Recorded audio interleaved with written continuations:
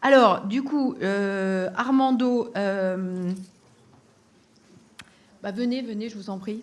Euh, vous êtes psychologue clinicien, vous êtes psychanalyste au centre Primo Levi. Le centre Primo Levi, il a été créé en 1995 et il vient en soutien aux personnes qui sont exilées en France et qui sont victimes de souffrances ou de torture. Ce qui est intéressant, c'est que le centre Primo Levi, il a notamment publié un rapport sur la souffrance invisible des personnes exilées. C'est un rapport qui a été publié il y a combien de temps? Quelques mois à peine, hein, c'est ça? Non, ça date. C'est presque une dizaine d'années. À une dizaine d'années. Alors, l'étude, elle souligne la dégradation préoccupante de la santé mentale des personnes exilées, aggravée par les violences qu'elles subissent sur le chemin de l'exil. On va revenir et dans ce prisme, Armando, vous allez nous raconter ce qu'il en est des enfants qui sont évidemment souvent exposés à des scènes traumatiques qui créent le fameux stress post-traumatique dont on a parlé ce matin. Vous allez nous parler des conséquences comportementales que vous observez et du climat de violence et de danger dans lequel possiblement ils évoluent. Je vous laisse la parole. Merci beaucoup. Je vous laisse la parole.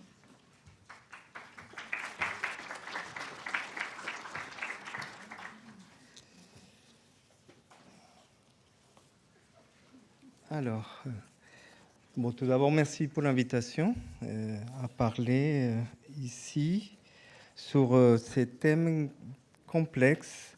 Peut-être un mot sur les centres Primo Levi, pour ceux qui ne connaissent pas. Donc, il a été créé en 1995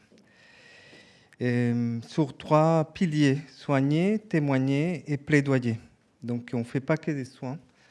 Et je pense qu'heureusement, parce que les personnes qui travaillent avec ces publics, il faut savoir que nous travaillons qu'à mi-temps en tant que soignants, parce que c'est une clinique extrêmement dure et rude, et que le fait de pouvoir témoigner, donc ça veut dire que le centre, on écrit beaucoup, on publie beaucoup, on fait beaucoup de colloques et conférences aussi, et des formations. Donc je vous invite aller sur les sites, il y a beaucoup de publications.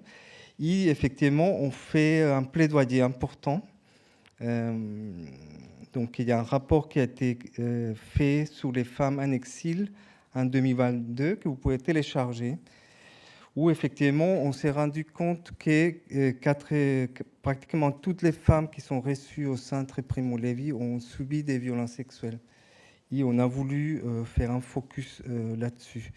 Donc, nous sommes une petite association qui existe depuis 30 ans. Actuellement, nous sommes 6 psychologues cliniciens d'orientation analytique, 2 médecins, un kiné, 3 personnes à l'accueil, 2 juristes et 2 assistants sociaux, et 2 personnes qui travaillent donc, pour la recherche des fonds, pour qu'on puisse, pour l'instant, tenter de survivre, ce qui n'est pas simple dans les contextes actuels.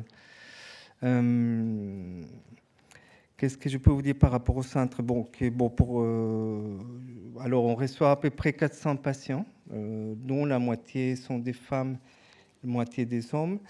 Les enfants aussi, les points forts et la caractéristique de notre centre, c'est que depuis la création, on n'a pas fait une différence entre les personnes, enfants, adultes ou personnes âgées. Donc, on reçoit les personnes sans discrimination d'âge. Et la question de la langue, c'est notre point fort, c'est-à-dire que, comme Juan Bogino, qui avait travaillé au centre Primo Levi, il a dit c'est notre point fort, c'est la langue, parce que on travaille avec beaucoup d'interprètes, on travaille à peu près en 27 langues différentes, avec des interprètes en présentiel, ce qui nous permet justement d'avoir des suivis longs, parce qu'on n'a pas des coupures dans les temps.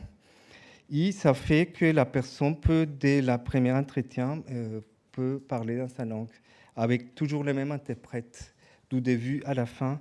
Et ça permet d'aller parfois de façon approfondie. Donc, je vous invite à consulter les sites Internet pour les consultations et toutes les autres questions. Alors, par rapport aux effets et conséquences de la violence sexuelle, j'ai beaucoup lu, j'ai beaucoup exploré pour tenter de dire quelque chose et ne pas répéter ce qui a été dit ce matin. Je pourrais peut-être insister sur les conséquences sur les corps. Parce que c'est vrai qu'en effet, quand il y a des violences sexuelles, et surtout des violences qui ont une connotation politique, où la question de la vie privée est tout de suite affectée. C'est-à-dire qu'il n'y a plus de vie privée. Et la première chose qui est une violence par laquelle la violence commence, c'est par interdire la langue maternelle. Donc il y a beaucoup d'études qui ont été faites, mais on voit que beaucoup de nos patients, ils parlaient seulement la langue maternelle à la maison, mais pas en dehors de la maison. Donc la première violence qu'on fait à une population, c'est d'imposer une langue. Donc, et souvent, on voit que, par exemple, les patients tchétchènes, quand ils sont reçus au centre, on essaye que ce soit dans la langue maternelle tchétchène et pas en russe, ou, par exemple, les patients ukrainiens, que ça puisse parler en ukrainien. Que ça vient, on voit que la question de la langue, c'est une question qui n'est pas un détail, et notamment pour la psychanalyse, parce qu'il y a deux types de langues. Il y a la langue maternelle, qui est une langue des affects, que nous, on écrit dans un seul mot, donc là, la langue. C'est une langue qui n'a pas de sens, mais c'est une langue qui est faite des sons, et ces sons sont collés au corps. Et c'est ces corps qui réagissent à certains tons et certaines choses qui sont dites dans la langue. Donc, pouvoir parler et revenir à sa première langue, ça a déjà un effet thérapeutique. Et ça, on les constate des premiers entretiens au Centre Primo Levi. Dans les études qui ont été faites, on se rend compte qu'un enfant qui a été violenté au niveau sexuel, il perd à peu près 10 ans de vie.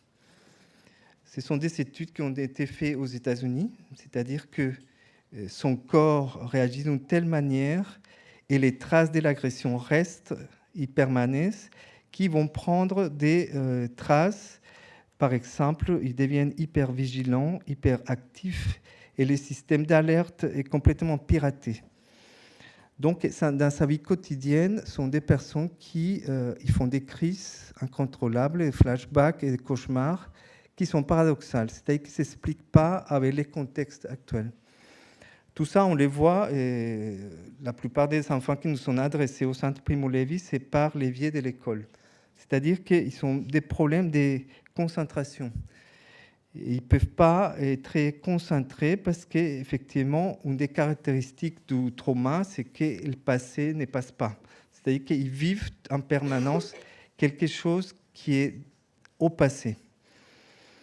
Donc, un autre point qu'on a remarqué, qui est essentiel, que la plupart des études montrent, c'est que l'imaginaire, qui est fondamental pour l'enfant, mais aussi pour l'adulte, est complètement figé. C'est-à-dire qu'il n'y a plus de souplesse.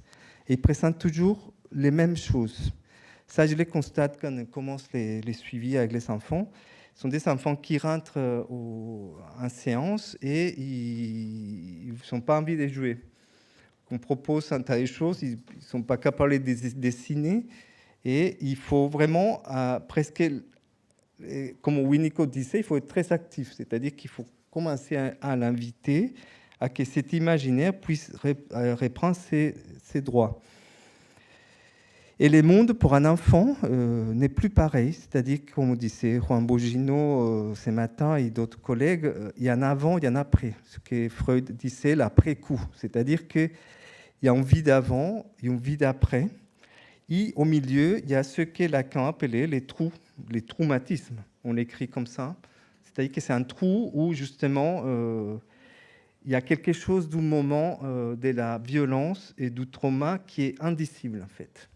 Indicible parce que même au niveau neurologique, les systèmes nerveux vont activer des mécanismes de défense, mais la possibilité de parler ou dire quelque chose pendant l'agression sexuelle est impossible. Et donc, quand on demande à un enfant ou à quelqu'un de raconter le moment traumatique, souvent, on est confronté à un trou, justement, un blanc, quelque chose qui ne peut pas être dit. Donc, ce n'est pas le but, c'est-à-dire que notre orientation analytique nous permet de justement travailler sur la question de la demande. C'est-à-dire la plupart des formations et des supervisions qu'on fait, c'est autour de ces questions de demander des soins. Et je pense que c'est un des points spécifiques de la clinique de la violence politique. C'est-à-dire que même pour les adultes, il n'y a pas de demande qui émerge du sujet. C'est-à-dire que c'est toujours un tiers qui fait la demande à la place d'eux. Parce que soit on a assistance sociale, soit à l'école, ou soit les parents, ils se rendent compte que l'enfant il va pas bien, l'adolescent ne va pas bien, et il faut faire quelque chose. Et donc la demande vient d'un tiers qui constate qu'il y a des problèmes. Et après, toute la question de l'espace, c'est arriver à que l'enfant, l'adolescent ou l'adulte puisse arriver à un moment donné à formuler sa propre demande. Et là, on est très étonné parce que souvent, la demande du début de l'institution n'a rien à voir avec les demandes du sujet. Et là, on est confronté à un paradoxe, c'est-à-dire que est-ce qu'on répond à l'institution école, on répond à la famille, ou on répond à la demande de l'enfant? Donc justement, l'éthique, et ce qu'on essaye, que ce matin a été dit, c'est qu'on essaye que le sujet puisse être un sujet de la demande, qu'il puisse formuler une propre demande. Et ça implique un mouvement psychique assez important. C'est-à-dire qu'il puisse accepter de commencer un travail. Ça veut dire que ce n'est pas parce que quelqu'un a connu la guerre, a vécu des violences, qu'il a besoin des soins. Peut-être que ce n'est pas le moment. Et ça, c'est très important parce que parfois, il y a un forçage autour de ces enfants et ces adolescents où on les voit souvent au centre Primo Levi, ils sont amenés par quelqu'un qui dit qu'il a besoin des soins. Mais on voit que des moments de la demande, le sujet dit « je ne suis pas prêt et je ne veux pas être suivi ». Et ça, il faut pouvoir l'entendre et le supporter parce que ça pose la question de par quel biais prendre la question des violences et des effets de cette violence.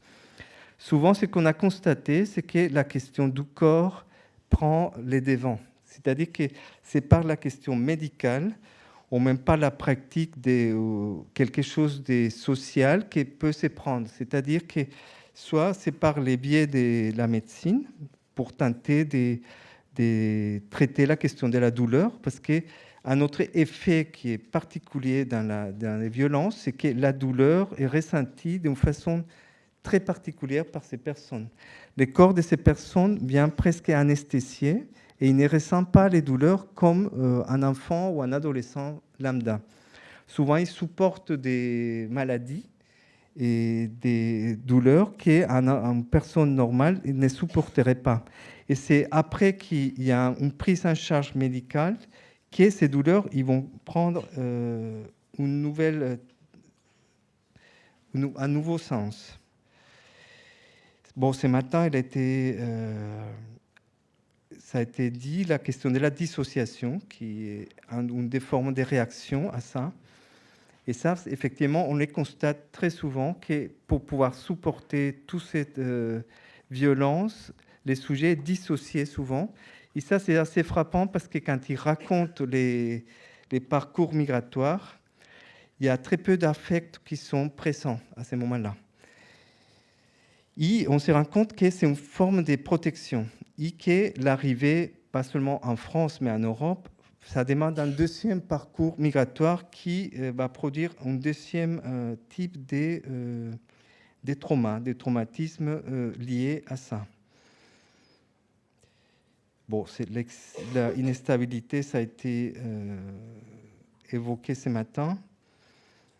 Ce qui est paradoxal, c'est cette notion des biopolitiques à laquelle on est confronté en Europe, parce que c'est très européen, où, par exemple, en France, c'est le ministère de l'Intérieur qui s'occupe de la question de la migration et pas le ministère de la Santé.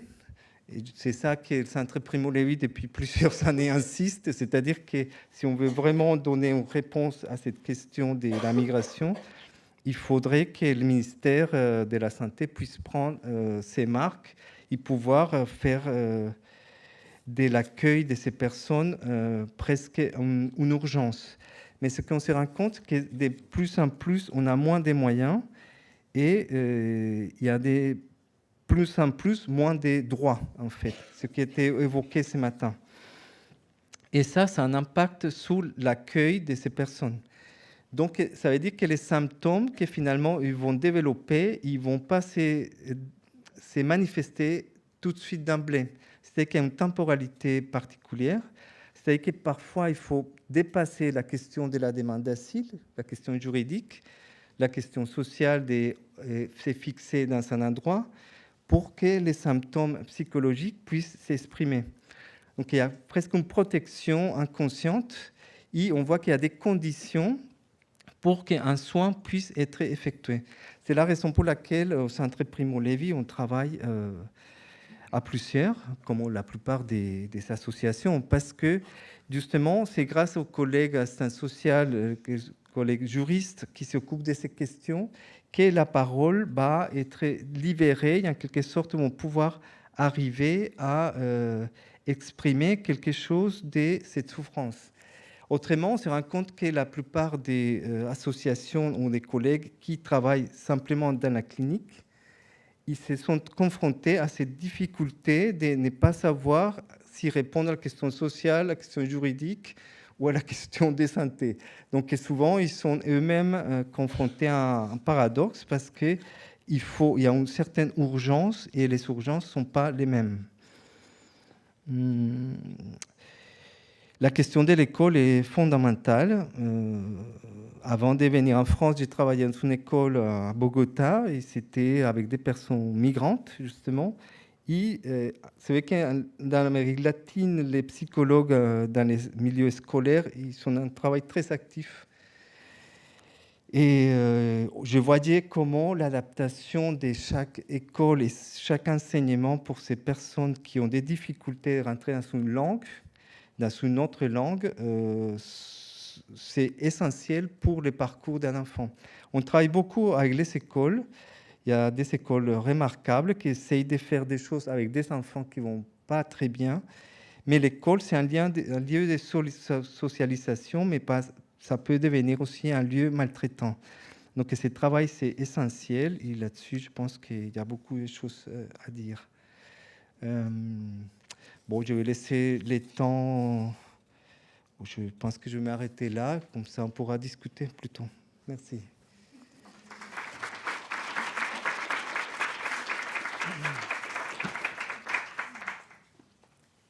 Merci beaucoup Armando. On vous retrouve juste après pour l'échange questions-réponses.